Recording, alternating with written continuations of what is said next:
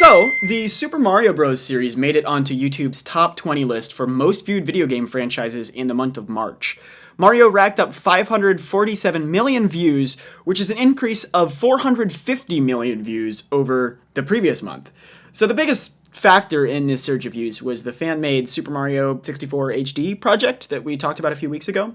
And Nintendo, of course, shut that down. But this is a huge surge in traffic for Mario videos, which means a huge surge in free advertising for Nintendo. But now that they shut the project down, Mario will likely fall back out of the top 20 pretty quickly. So between shutting down fan projects and restricting YouTube content, how much damage is Nintendo doing to themselves this generation? Well, I mean, based on how many views that brought them, it seems like the real damage they're doing is not remaking Super Mario 64 in HD. Would buy. But, So, I don't know. To be honest, I feel like this may be one of the biggest reasons that Nintendo isn't doing well this generation. I mean, obviously, if they never had any of these policies, they wouldn't be back on top. But, I'm sure they wouldn't be this far behind. And who knows, they may even be closing the gap with the Xbox One.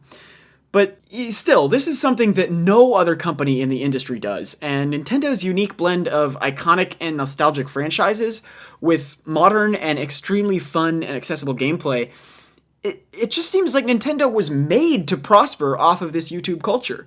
But instead, they're so adamant in denying content creators the freedom that culture is built upon. Yeah, definitely. It's probably a symptom of a wider problem, too, where it's not just about, YouTubers and content creators. It's about their complete blunders in terms of PR across the board. This time it seems like they're unfocused. They haven't had the effect that they want to have. They've thought, oh, we'll put out Nintendo Directs. We're making fans happy. Whereas before with Wii, they were reaching everybody. With DS, they were reaching everybody. And some people said, oh, Nintendo's going too casual, but you still saw people showing up for Mario, showing up for Smash Bros., showing up for most of their Kingpin franchises. So for me, it feels like the PR problem across the board is the real issue. Yeah, Nintendo's install base on Wii U and 3DS seems to have shrunk down to basically just like the core Nintendo fans that absolutely have to have the new system, have to have the new Mario or Zelda. And that's not what it was last generation. You had all kinds of different people from different backgrounds playing Wii and DS, and these are, exactly the kind of people that are going to be browsing YouTube, watching funny videos. And when Nintendo doesn't have any presence there, it's no wonder that they're having a hard time reaching that wider audience. Yeah. It's also strange to me because there's, on the one hand, they're so confident that advertising is a thing of the past, and that word of mouth now is the only advertising that you need. And that's, I think, in part because of the way that they've seen things like YouTube promote things like Minecraft into massive success.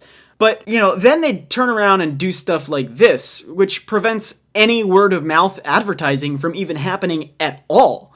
So, I mean, I know they're not, but I kind of have to wonder if they're trying to antiquate themselves. Because I just find it so hard to believe that any company could be doing something this stupid. Well, they're rejecting advertising in favor of word-of-mouth content, but then they're stopping any word-of-mouth content from existing. Well, you have to admit, Nintendo is pretty antiquated. They've been around since the 1800s. Yeah. Only game company to be around since the 1800s. But that aside, I think they're kind of stuck in this mentality that, traditional advertising, maybe that's actually losing its impact for them. But at the same time, that doesn't mean that they shouldn't be pursuing alternative forms of advertising, like, for example, YouTube videos. And they just haven't been embracing that. It seems like their presence has just been backed off in favor of Nintendo Directs. Nintendo has always seemed to be a couple steps behind when it comes to doing things that involve the internet, basically, in any way, shape, or form. So hopefully this is an issue that, just a couple years down the line they'll realize, oh, hey, maybe we're hurting ourselves by putting all these YouTube restrictions. Because, it's like you guys said, they're turning their back on the old ways of advertising, but they haven't seemed to figure out yet how to make it in this new world of advertising where things like YouTube are all important. Right. I kind of feel like they're just shooting themselves in both feet here.